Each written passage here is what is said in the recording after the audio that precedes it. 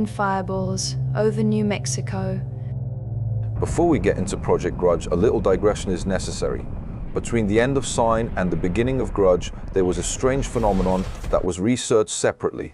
It was through the Rupert report that most of the people interested in UFOs learned about this strange phenomenon. Strange green lights became abundant in New Mexico, especially around some strategic places such as Alamogordo. The phenomenon behaved exactly like an old friend of the UFO investigators, the ghost rockets from Scandinavia. The first report sighting of the fireballs was actually in Phoenix, Arizona in October 1948. However, by November 1948, it was observed over Albuquerque, New Mexico, and then the apparitions were concentrated in that region. Reports noted some anomalies.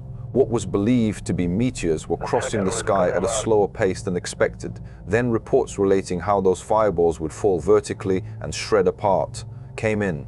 Colonel William P. Hayes reported, "In a spray of reddish color, which extinguished it before reaching the ground. The location is approximately 10 miles east of Oak, New Mexico."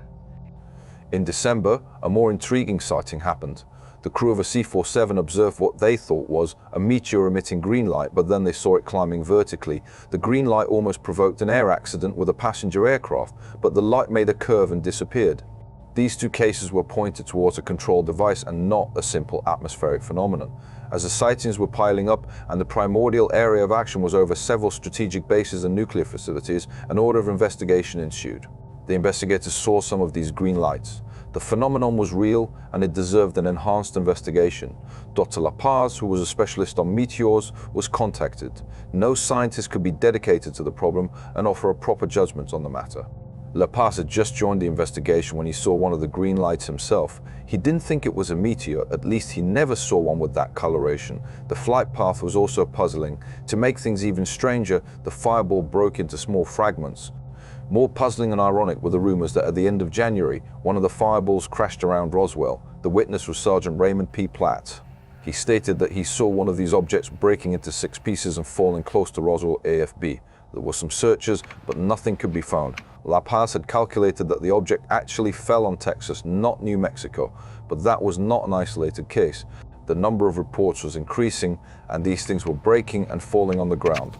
Once on the ground, they could not be found or recovered, or so it seems. Some reports didn't identify such objects as green fireballs, but like V-2 rockets.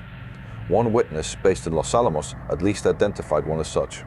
Soon, many reports of green fireballs inferred that they were dissolving, fragmenting apart, or falling to the ground became prevalent.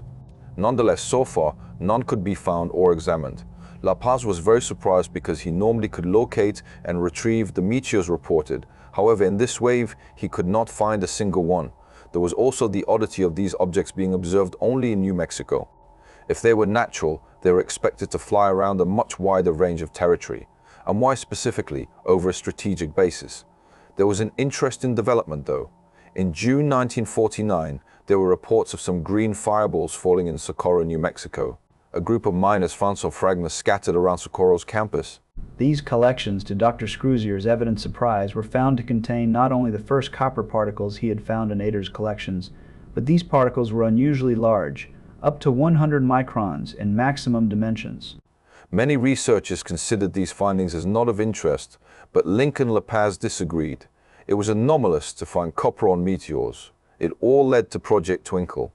It's important to remember that there were not only fireballs involved in the sightings, there were classical UFOs among its myths. Due to the concerns of the fireballs over New Mexico, an estimate of the situation was called for. This meeting was a gathering of scientific titans: Edward Teller, George Gamow, Lincoln La Paz, Stanislaw Ulam, and a few other physicists based on Los Alamos. Joined them a few military men who were responsible for the security of the area. The general concern was that such observations should be registered by instruments, hence a proper evaluation should be carried out. There was a necessity for a project to be set up and funds should be allocated. This was the birth of Project Twinkle. The green fireballs weren't imagined, they were tracked. They flew near sensitive military zones, and no one laughed. All led to the Twinkle Project. The text of this video is based on Dan Zarfati's book, The Time is Right,